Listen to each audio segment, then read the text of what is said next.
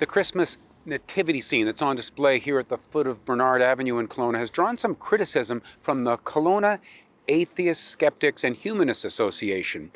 They weren't so concerned initially about the nativity scene itself, but some accompanying signs that were here saying to keep Christ in Christmas. But they still take issue with how this sign came about on city property. Our concerns are that the city of Kelowna specifically requested the Knights of Columbus to put up this display.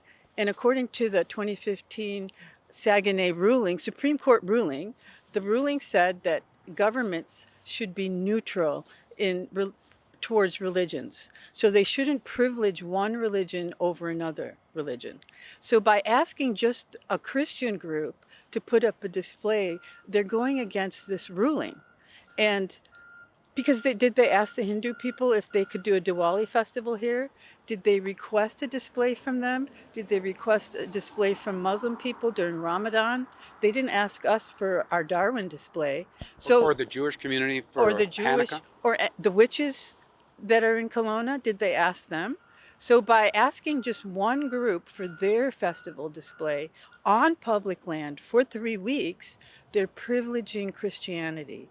And there's an assumption that the Kelowna is majority Christian, but according to the 2021 census, it's actually 54% have ticked off the box that they were not religious.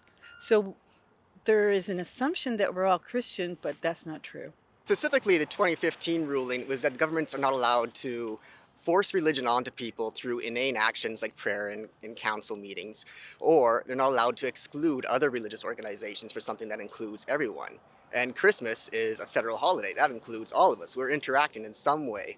And so it excludes all these other religions when suddenly you're saying things like keep Christ in Christmas. Like, these are fine personal opinions, but to have our city council bring forward this on a public land and put that message out there that this is a Christmas holiday and this is for Christians, that gives some problems. Right. Which brings us to the other thing, because as of yesterday, I think, there were signs posted here that said keep Christ in Christmas. Yes.